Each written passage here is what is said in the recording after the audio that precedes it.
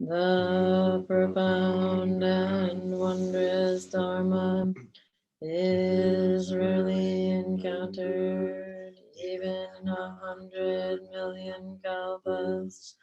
Having it to hear, accept, and maintain, may I taste the truth of the Tathagata's words.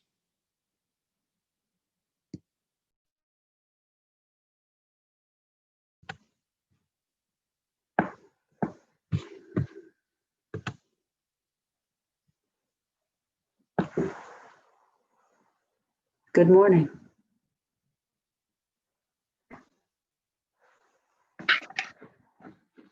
So we gather again.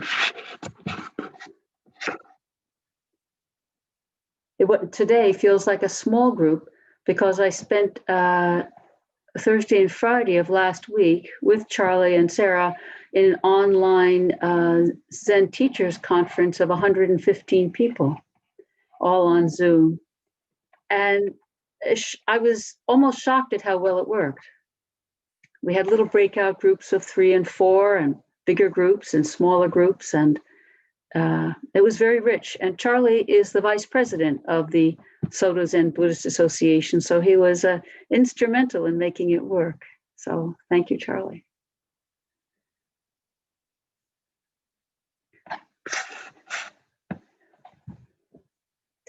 This morning I was sent some photos and videos of there's a little new generation in my family. They're all my great nieces and nephews. So Ari is the oldest at 18 months.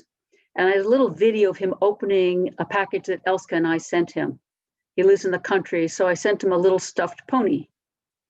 And he had a little trouble getting at the package, but once he got it out, and he couldn't make sense of it. It came out tail first. He didn't see what he had until finally he turned it around. It was great excitement, and he can name the eyes, and he can say nay and then within 5 minutes, he's off to the next event. I know he'll come back to it, but this is the 18-month-old kid's attention span, eagerly reaching out into the world for the next thing and the next thing.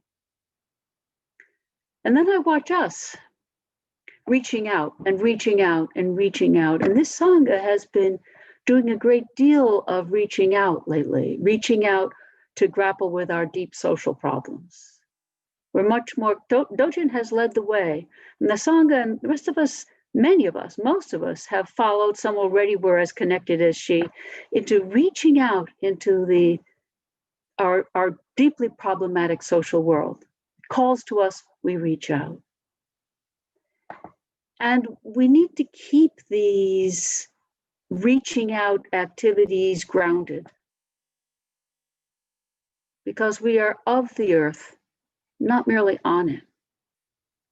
So we say, I live on earth, and that's not true. We live in the earth, and we are of earth. We are part of earth inalienably, and we are made of its little bits of dirt. I mean, at every level, we are dirt. We are earth at all levels. But when we think we live on earth, we're lords, entitled to take what we want of earth.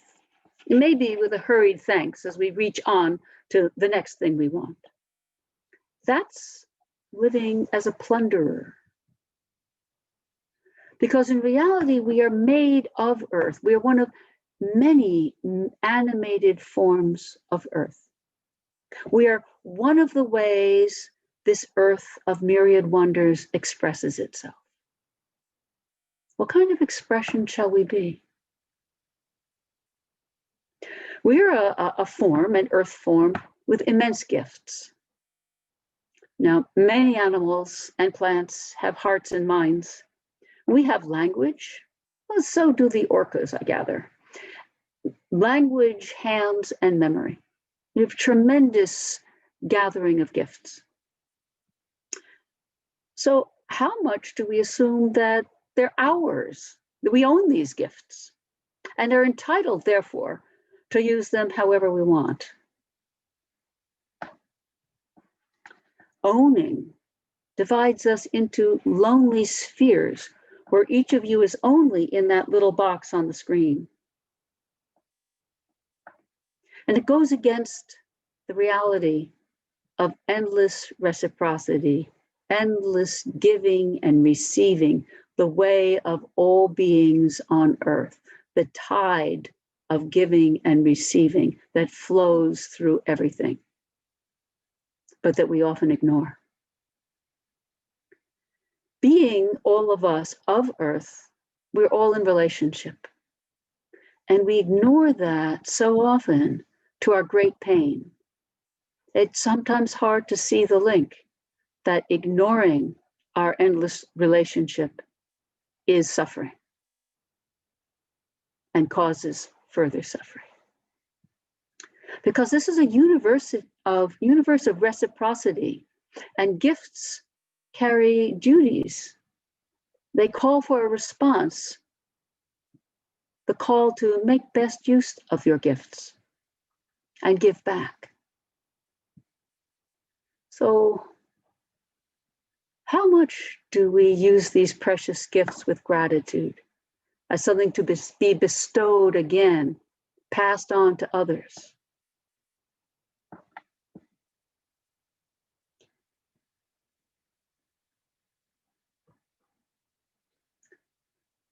This all came up for me this couple of weeks ago when I came across an old favorite poem by Rainer Maria Rilke. So in the early decades of the 20th century, Rilke wrote fine, passionate poetry, love, impermanence, the interwoven nature of all things, and he's often claimed as a Buddhist as a fellow traveler. One of my favorite translations of Rilke is by Joanna Macy and a friend of hers, and Joanna is one of our most senior active Dharma teachers at this time, Western Dharma teachers. So he wrote this wonderful poetry, and then the World War I happened, and he was silenced by it. He was actually forced into the army to his great distress, and friends managed to extricate him from that. But for a decade, he lost his poetic voice. He was so overcome by the horrors he was experiencing and horrors around him that others were experiencing, while he could be in retreat from it to some extent. And then he found his voice again, full of gratitude for being of earth. And so I want to sort of shape what I say today on the last section of one of his poems from the collection called the Duino Elegies, which was huge outpouring of poems that came almost daily. Once he found his voice, they came pouring out of him. So I put them in the chat. This is the last section of his 9th Duino Elegy. And you can read it in the chat, but I'll read it to you too. He says, "Earth, isn't this what you want? To arise in us, invisible? Is it not your dream to enter us so wholly there's nothing left outside us to see? What, if not transformation, is your deepest purpose? Earth, my love, I want it too. Believe me, no more of your springtimes are needed to win me over. Even one flower is more than enough. Before I was named, I belonged to you. I see no other law but yours, and know I can trust the death you will bring. See, I live. On what? Childhood and future are equally present. Sheer abundance of being floods my heart.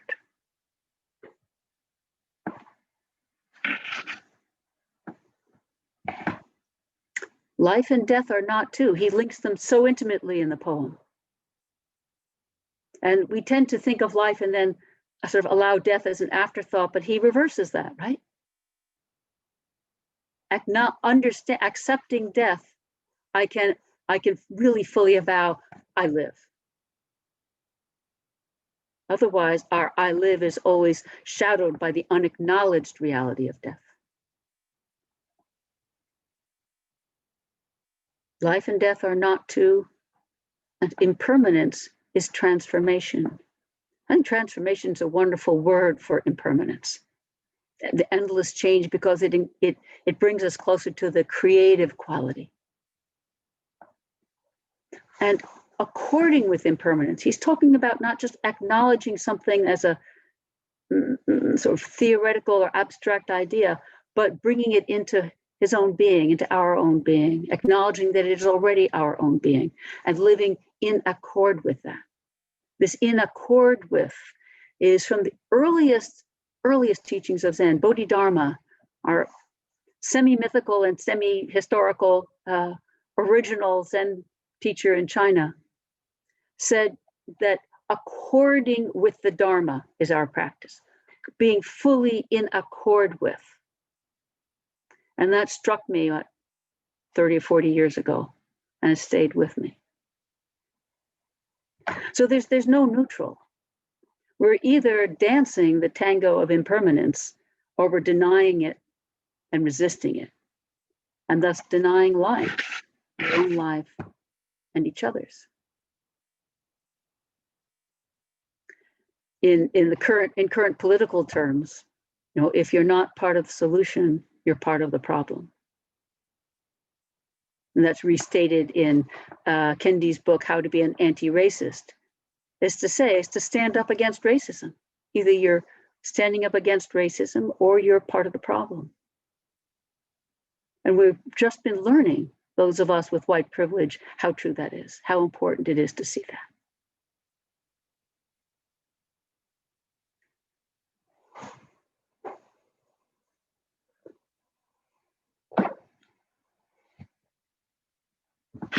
So one of the big reasons we resist impermanence is because we will each inevitably vanish.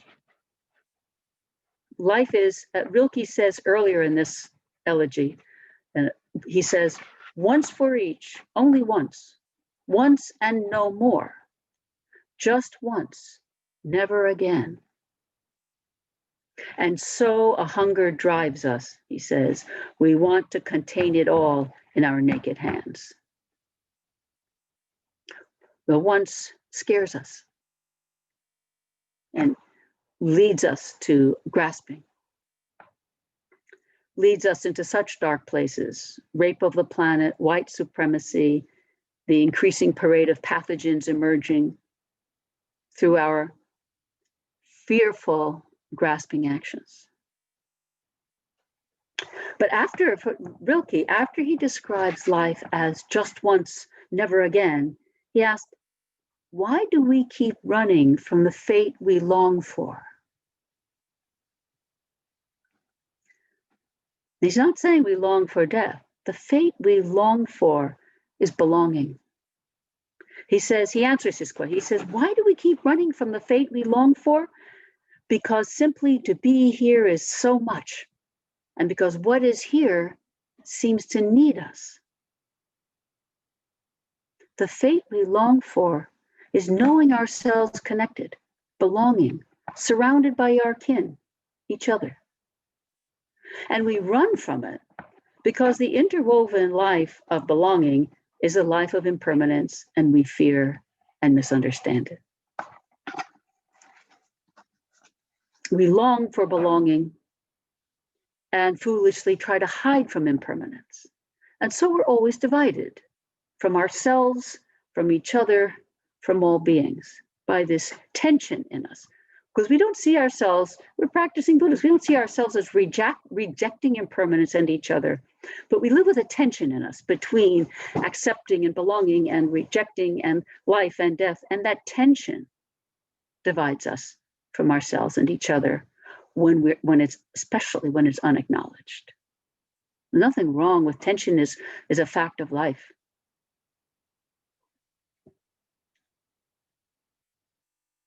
And the solution that Rilke points to, good Dharma teacher that he is, the solution to our dilemma of longing to belong and hating to be temporary is love. It's intimacy with what is. It's awe and it's gratitude. It is transformative to love what is transient. Now we love that in the dewdrop. We love it even in the dawn and sunset. If the world were constantly at dawn or at sunset, it wouldn't draw our eye. It's that movingness of it. It is transformative to be intimate with what is transient, for which we have to fling away our resistance, our clinging, and our lies, which all of these delusions require that we see them, because you cannot really fling away what you don't know is there. Flinging away it's another one of Rilke's images. He said, flinging away the nothing that we keep grasping at. To keep flinging away our old definitions of things, of ourselves, of our place on this planet, on our place in society, our names, what we mean by it all. To keep flinging away our old definitions of who we are, of what our purpose is, so that we can praise the world even as we sorrow for its travails and terrors. Rilke says, what if not transformation is your deepest purpose, dear Earth? What if not transformation is your urgent command? And impermanence is the engine of this ongoing transformation. Impermanence is the engine of life.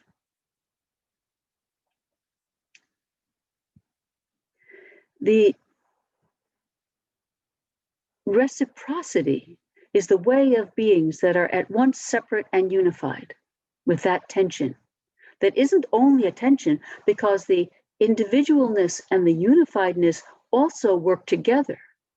When we divide them with our binary mind, we see individual here and communion there, and they're separate and divided, or maybe often fighting with each other.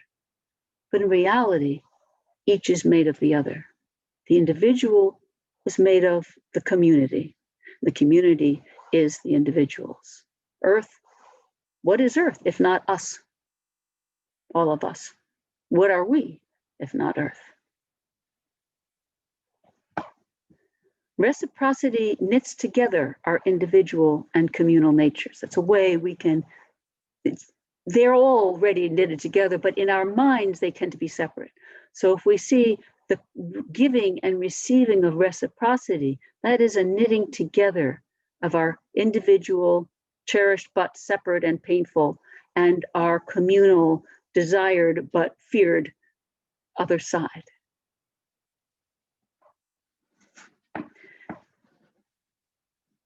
One of the greatest hindrances to living our reciprocal nature fully is the fear that if we are fully reciprocal, we'll lose ourselves, lose our security, or both.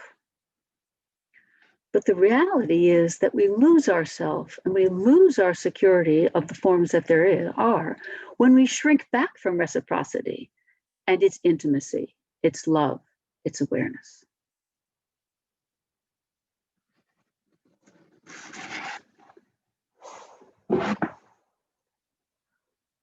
Rilke asks, Earth, isn't what you want to enter us so wholly that there's nothing left outside? Because the threads of interconnected life are often invisible, and so we forget to take them into account. But it's the opposite. Earth is invisible because it is already us. It is who we are, through and through. So remember, we are not on Earth, we are of Earth. In that story of being put on Earth as favored beings, we've taken that as permission to dominate the Earth and to devour heedlessly. But we are not put on Earth, we are of the Earth. As Rilke says, before I was named, I belonged to you, to Earth.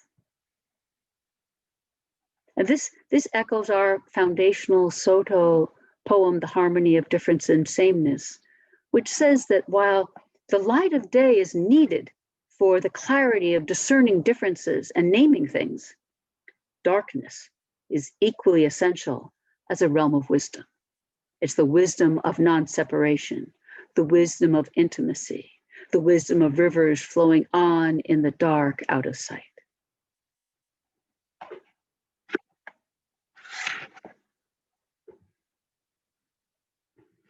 So in our awareness and fear of being transient beings, we're attracted to what feels sturdy, stable, and steady.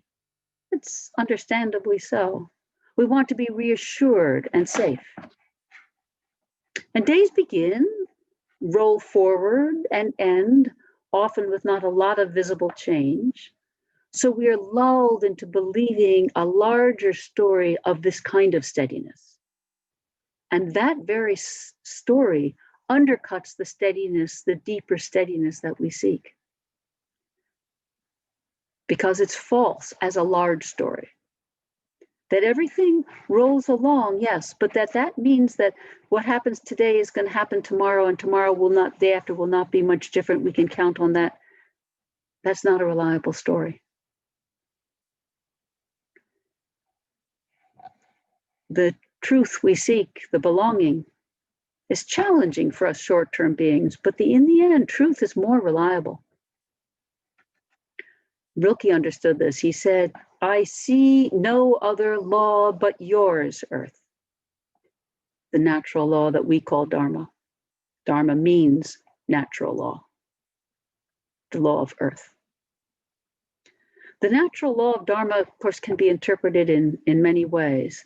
In our time, it's extremely important for us to keep exploring the Dharma of interconnected life, of inclusivity, of everyone and every being mattering as our very life, and of taking that in as a ground for reciprocity of action, giving and receiving.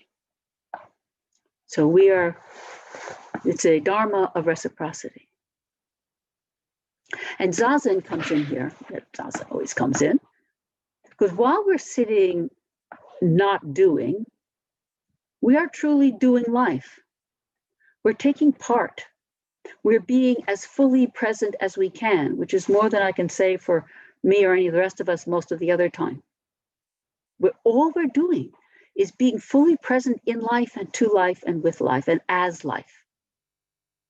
So even when the mind is bouncing, we are here present as life happening, beyond the mishigas of the 5% of our mind that's bouncing around. Zazen's attentiveness to the present moment in time and space is reciprocity in action. Zazen is taking part in life itself. Endless reciprocity, endless commonality. We're never alone when we do Zazen.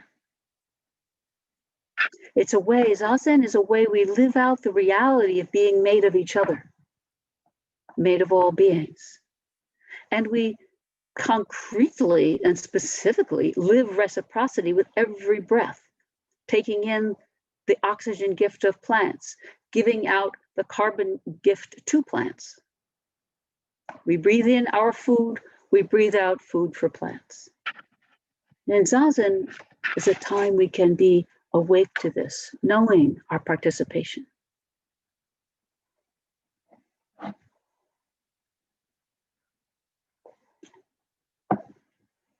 I read a lovely book recently that talked, among other things, about ceremony. This is from a Native American perspective. How ceremony focuses attention, and that attention becomes vow, our intention to live in accord with reality. And in this sense, Zazen is ceremony.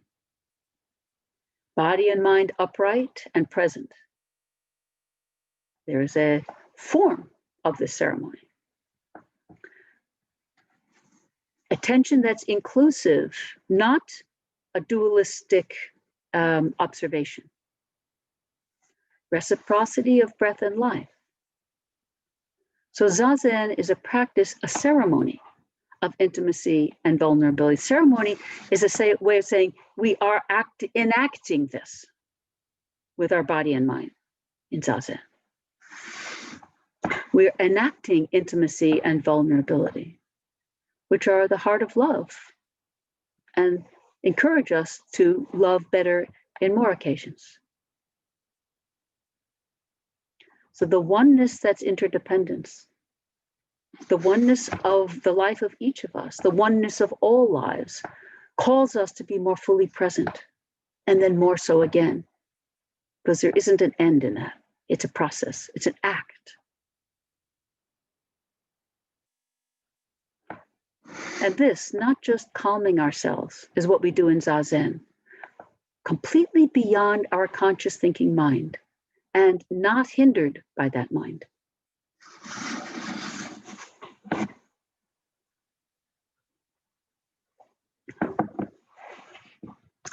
Rilke says, even one flower is more than enough to win me over to accepting reality, earth, dharma fully. Even one flower, in one flower, we can see our essential nature,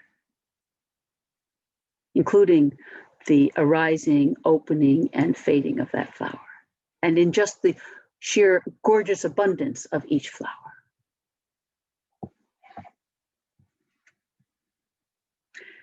He says, I see no other law but yours, and I know I can trust the death you will bring. So what kind of trust is that? It's way beyond like and dislike. It's the trust of Hamlet in facing death in Act 5 of the play Hamlet, where he knows he's going to his death. And he says, the readiness is all. The only way to be ready and the only way to trust is to trust both life and death indivisibly. To trust that transformation is constant, endless, and natural. That it supports our lives because it is our lives. And after Rilke declares his trust, I can trust the earth, the death that you, earth, will bring. He can affirm life. The next thing he says is, see, I live. I live fully here and now, where childhood and future are equally present. Life and death are inseparable, made of each other, made of joy and sorrow. We can't have one without the other. And we can have a full life with both. The more we hold the two as part of one, the less tension and pulling there is internally.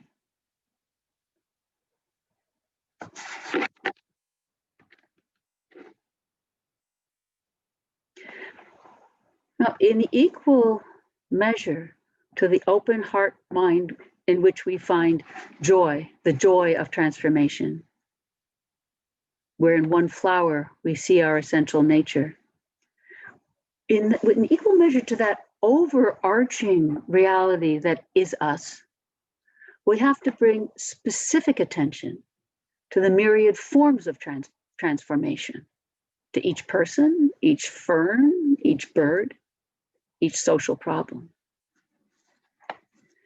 And we can't do this to attend with care and concern and commitment to the endless heavy problems unless we attend to the joy, the love, the dance. Each requires the other.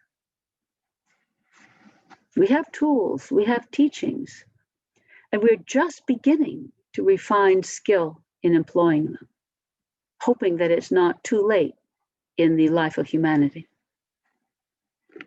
So the Dharma is not an escape from violence and the culture wars, an escape from poverty and pandemics. At our best, we hold both the extremely disturbing particulars of suffering in our world and the largeness of being, the awe at living beings, gratitude for life, gratitude for each other.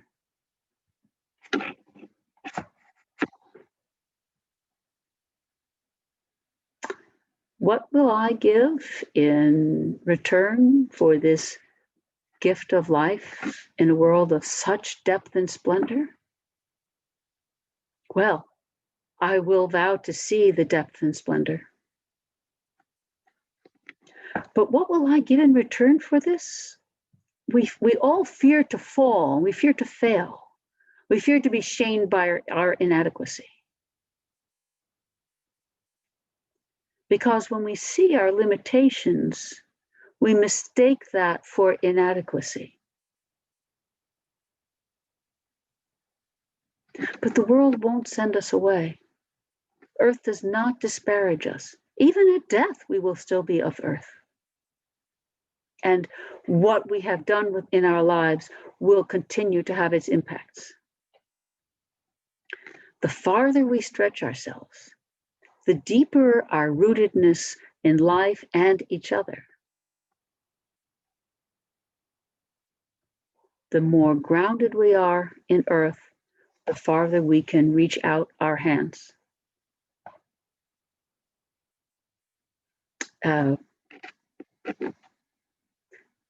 Rilke said in one of his sonnets that he wrote about the same time, he said, if we surrendered to Earth's intelligence, we could rise up rooted as trees. We're pretty good. Trees are so much more complex than we have ever given them credit for. So this mix, this combination of sorrow and loss, of love and gratitude, bring Rilke to his conclusion where he says, sheer abundance of being floods my heart. Yes, in this world of wars and famine and climate crisis and political crisis and racism and refugee crisis, this world where those we most love will die, leaving us to grieve, enlarged by having known them, where we too will die. This world where we express our love, our abundance, our gratitude for the abundance and splendor of life and each other. We express our love by the care we bring to each moment, beyond how problematic it be. Each moment in Zazen, each moment standing on the corner with a Black Lives Matter sign.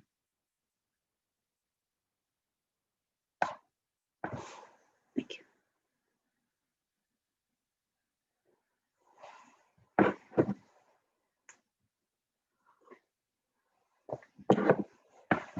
I'd love to have comments, thoughts, questions, responses.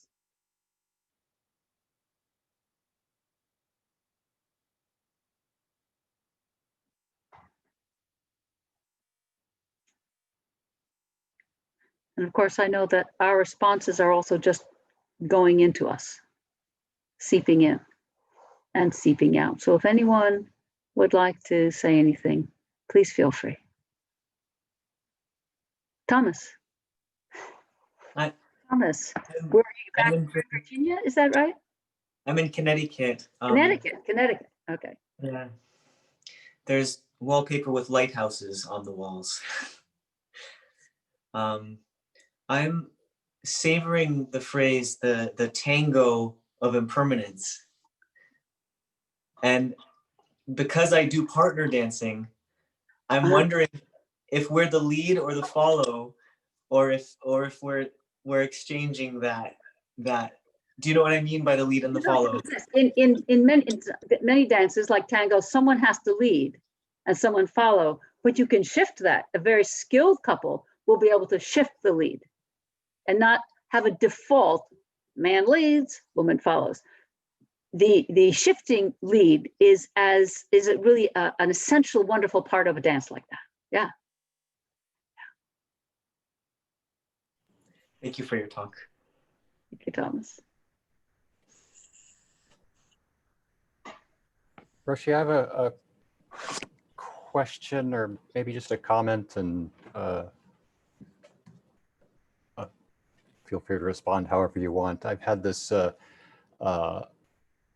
something that I feel that rises up mostly during Zazen lately, which is I'll get to the point where I feel kind of comfortable in the, in my skin, so to speak, and I'm able to let go of a lot of the anxiety that's going on around everyone right now.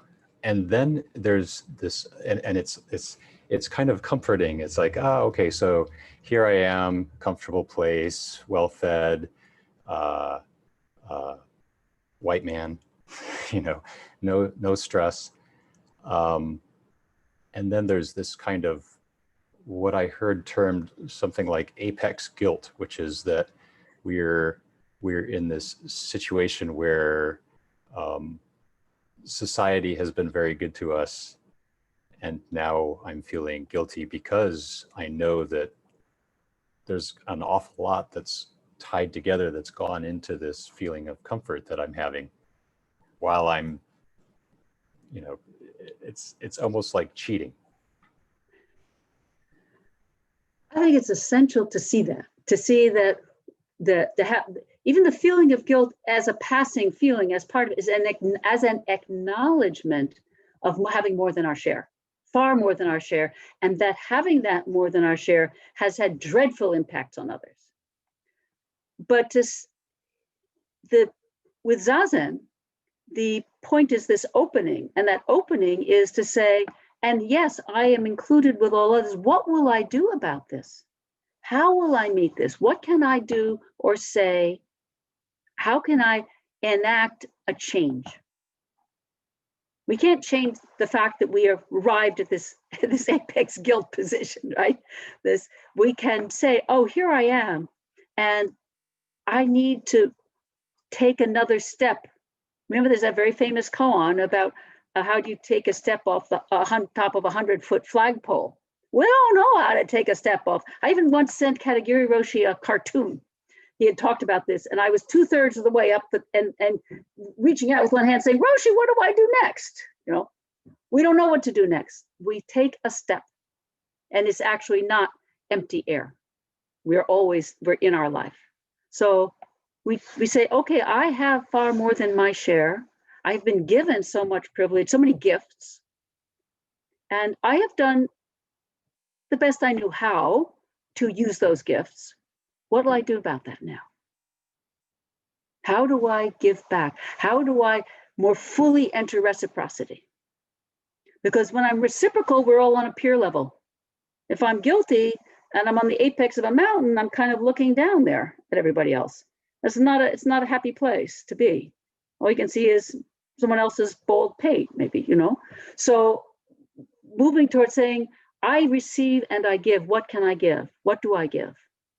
Even Zazen is itself a gift. First seeing, being reminded of our apex, undeserved apex position. And then saying, okay, I didn't ask for it, but I have surely benefited from it and not paid heed.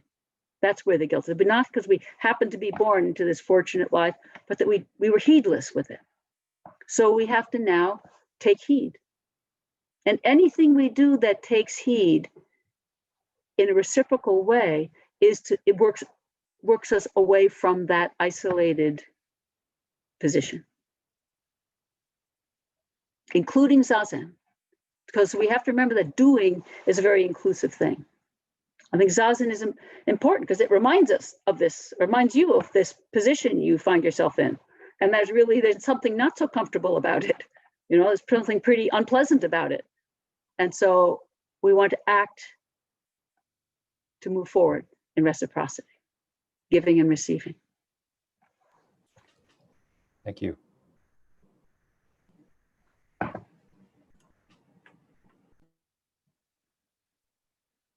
Can I say that following up with Rob, that it's often difficult to know exactly how much is enough as far as reciprocity goes. And I know I've talked about this before, but the guy in New York who was giving away his organs and it just got to the point where it was nuts.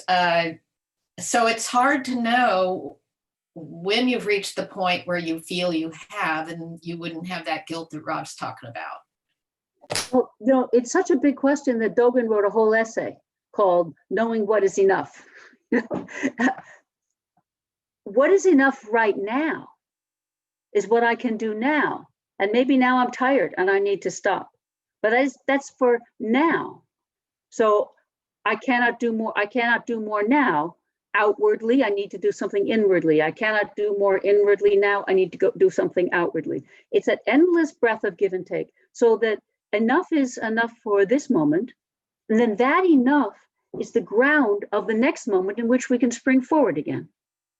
And if we allow ourselves, accept that sometimes this is enough, this is what I can do, it's easier then to have a next moment in which that is a good ground for saying, and what can I do now? But no, it isn't easier. Dogen wouldn't have written a whole essay about it.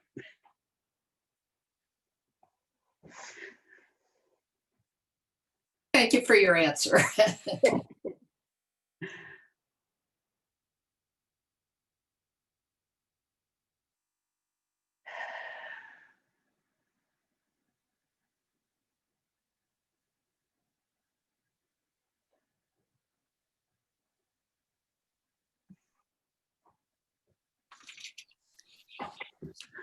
Hi, Annette.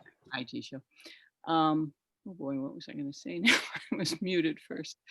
Oh, when you mentioned about Rilke having those 10 years of not being able to access his voice, his poetry, and then to be able to come back to that, it's, to me, that's helpful. There's to know, to be reminded that there are times when, you know, whether it be the shock or whatever, that doesn't allow the voice to express with a sense of breath, with anything that can be of help. And also to know that perhaps a time will come when we are actually feeling grounded enough to offer something such as you've offered today. I mean, this is lovely to be reminded of the value of poetry and the breadth of poetry and the value of our sitting and the breadth of our sitting, to hold all of that in each day that we meet our anxieties. So it's merely a thank you once again for being able to bring in the breadth and the beauty of poetry at the same time as we look at the paper each day and there's some other concern, one more concern. So Zen teachers aren't immune from this. So the very last presentation in this conference was called Resting in the Grass Roof Hut. And we have a very famous poem about the life in the self as a grass roofed hermitage and what it is to live in that self. But this little presentation was about rest. And the woman who gave it is the new president of the association. And she was saying, here's rest, here's a little cabin, here's a path, here's Zen teachers are no better than anyone else at remembering the need for and accessing the need to rest. And it is so important. Yeah. It's part of what we do. It's not instead. thank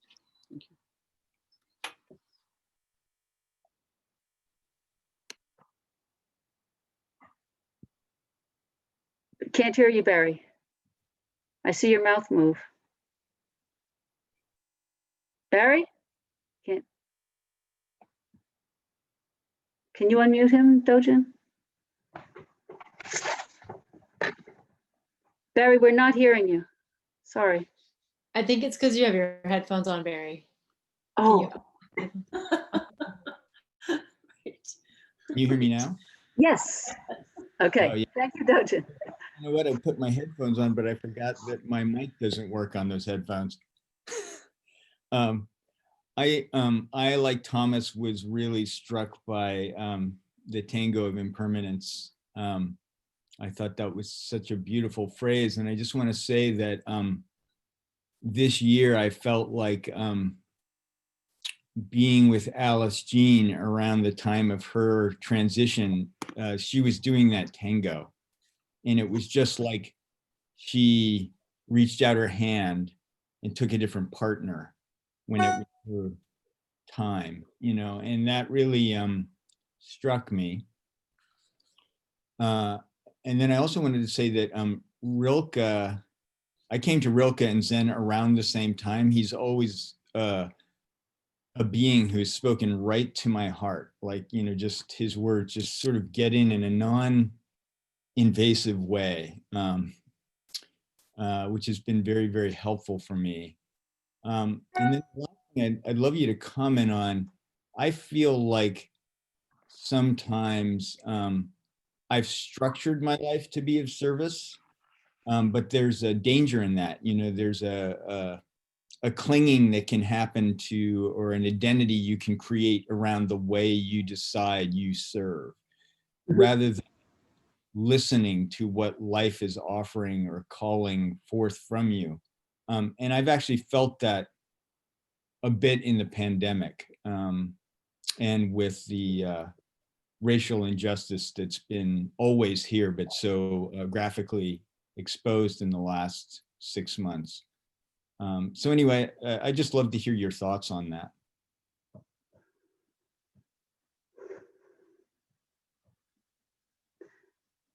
Especially, as you say, your whole life has been turned to a dedicated action for our social and natural world, for the climate, for humanity and all the other beings. But the root of that is the belonging to earth that Rilke addresses. And so I would say go back to that. Go back to that belonging to earth. Go back to before, as Rilke says, before I was named, I belonged to you. Before I named myself a climate change activist, I belonged to you, earth. And so I continue to belong to earth. And we need to stop and dip back to hear that voice, the voice of earth in us, as well as the voices we've learned. You've got a much more refined and elaborated vocabulary of actions than most of us, because this has been your life work, and might be even therefore harder to remember to go before the words. And that's where our Zen and Rilke go, before the words. What is your name? Who are you before your name? Before you're born, who are you as earth? That's where I would go. Thank you. Thomas, you want to add something there? Yes, please. I to dancing. So I wonder about routine, dancing a routine versus doing improvisational dancing, and how they're both very lovely things, and how when you're dancing a routine, sometimes it can feel rote, but if you can find a way to inhabit the moment in the routine and express it fully, even though you knew your hand was going to do that. It just kind of raised that in me when Barry was talking. The dancing in a sort of a set form, that's not a call, it doesn't have to be routine, a set form, it has elements of our whole Zen practice, which is we have a form that holds us into a shape or a pattern within which there's great freedom. Any two people I dance with, especially if it's a partner, real partner dance, it's very different. And improvisational dance is very free and tends to be less closely partnered. Not always, but it often tends to be.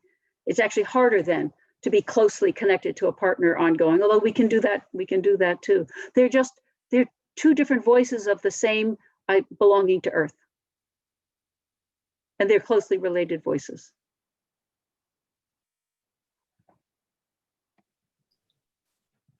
Each one is as fresh and alive as we are in that moment. Enjoy. Dance. And another comment, and then we probably should close. Jisho? Yeah. Hi, Jude. Hi. Thank you for your wonderful talk.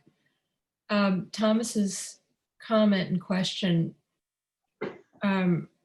articulated something that has come to me in this talk, and that is like ecumenical practice versus a particular form. We here have adopted the particular form of Zen practice with its ceremonies, its chants, the Zendo, the structures that go with it. And they're very helpful. And I think there's been a lot of talk about the helpfulness of form and ceremony. When you were reading Rilke, I was thinking about the Hawaiian practice of the breath, ha, and how central and integral to that belief system. And then knowing from my past reading and studies, just the commonality of different elements throughout the world and all great systems of mysticism and religious practice, there's shared elements. Mhm. And one of the shared elements is this vital understanding and connection with a vital earth. Understanding it's not a thing, but a living. So I guess I'm wondering about, and like Thomas would like to hear what you would have to say about the importance of choosing a particular form, a particular way of understanding those elements versus the ecumenical sort of smorgy approach that a lot of us did in the 70s of, flitting it like the hummingbird from here to here to here. They're not mutually exclusive. Right. If you only do the hummingbirds are very territorial. They keep coming back to the same ones. So they're not really just flitting, it only looks like that to us, right? Even the bees, as they hover over the flower blossoms, they're picking up an electrical potential in the blossom that says there's something nectar in there for me. And after they've been through and they've done their little bit, the electrical potential drops for an hour or two until it recharges, and so they pass over it. So there's so much form and pattern going on where we think we see something that's kind of non-structured, right? But for one thing, Zen doesn't have one form, many forms, and there are many ways of holding Zen. And very different kinds of forms in different places have different forms. But it is indeed a practice with a lot of form. And then we have, I'm not talking about the harmony of difference and sameness today. I'm talking from Rilke. And he's just as much a Dharma teacher. He uses the word natural law. I don't know if he ever heard the word Dharma. Most likely not, although he could have. He was well read. He might have. He might even have been informed, but I should ask Joanna. She would know. We turn to endless poets and other philosophers for truths, expressions of truth that amplify and meet reciprocally our form. So we need the form of Zen is like the form of Tango and is very powerful. And then we also have less form where of course, your Hawaiian practice has a lot of form, but you're seeing different expressions of it. We need to get out. We need to not just say Zen is the only expression of life or the only form either.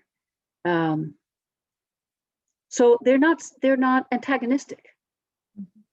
The having form and the perhaps formless or open-ended.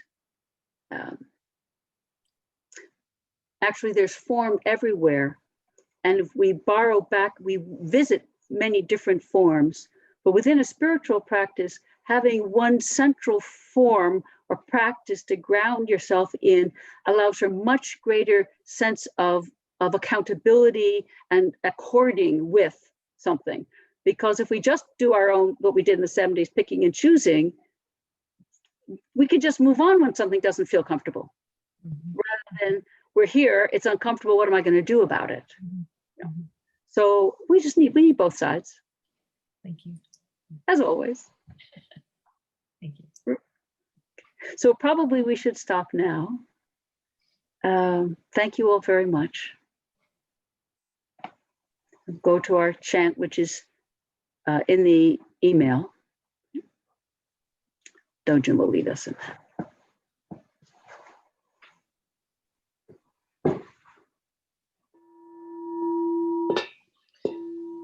Beings are numberless.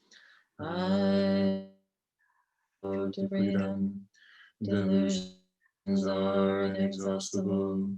I vow to end them. Dharma gates are infinite. I vow to enter them. The Buddha way is boundless. I vow to realize it.